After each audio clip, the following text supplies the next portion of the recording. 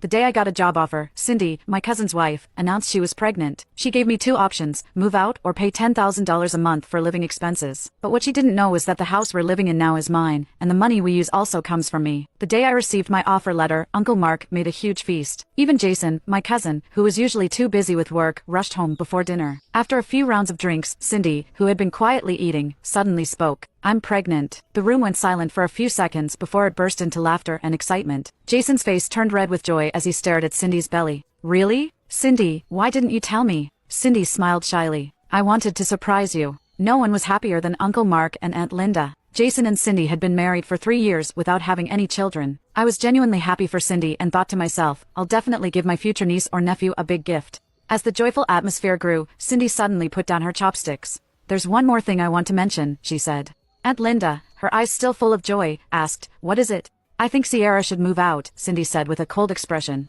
"She's already found a job, and now that I'm pregnant, it's going to be inconvenient after the baby is born." The room instantly became silent, and Uncle Mark and Aunt Linda's faces grew awkward. Cindy, though usually quiet, had never spoken to me with such a cold tone. I had always thought she was nice, so I responded kindly, "There shouldn't be any inconvenience. And when the baby arrives, I can even help take care of it. When the baby comes, there won't be enough room for everyone."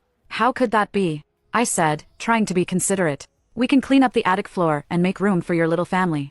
There will be more than enough space." Cindy shot me an inexplicable glare. Aunt Linda chimed in to reassure her, "Cindy, don't worry, we'll make sure neither you nor the baby is uncomfortable." Cindy wasn't finished. "When I have the baby, I'll be recovering and won't be able to move around or dress properly. It's just not right to have an outsider in the house." Suddenly, her expression softened again. "Sierra, I'm not trying to force you out, but you've been living here for so many years. Isn't it time you moved on?"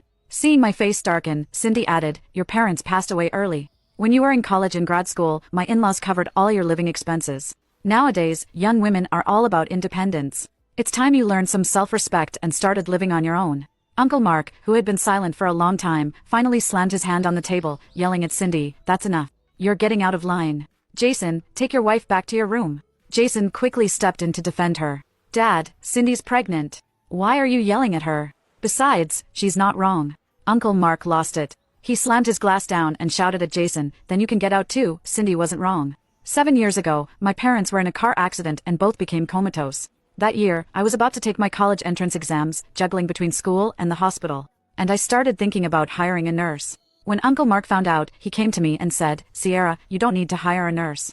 Aunt Linda and I can take care of them." Uncle Mark had always been kind to me, but taking care of one person in a coma was already hard, let alone two. "It's no trouble," he said, tears welling in his eyes. "They're my sister and brother-in-law, after all. No one will care for them better than family." After thinking it over, I agreed and paid Uncle Mark and Aunt Linda triple the normal rate to take care of my parents. They did a great job. Every time I visited, there was no smell or mess on them. They looked after my parents for over a year before both passed away. Now you can watch the second part by pressing share and more. I went to college in another city. Some people suggested I sell the estate house, but I couldn't. This house had been my parents' marital home, every tree and room designed by my mother. I wanted someone to take care of the house while I was away. When Uncle Mark heard this, he volunteered. And so, they moved in and stayed for years. When I started grad school, Uncle Mark and Aunt Linda urged me to move back home, saying they could help look after me. After today's confrontation with Cindy, I finally understood why she had been distant with me all along. After Jason and Cindy left, I asked Uncle Mark, "Does Cindy not know about the house?" Aunt Linda smiled nervously. "That's my fault. I told Cindy and her family that the house was ours. You know, Jason's family insisted they wouldn't marry him off unless he had a house.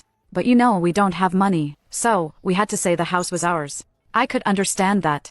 My parents had arranged several jobs for him, but he never stuck with any of them, always relying on my family's support to start his own. But in recent years, Uncle Mark and Aunt Linda had been good to me. I gently said, "You can only hide the truth for so long. It's better to explain this to Cindy sooner rather than later.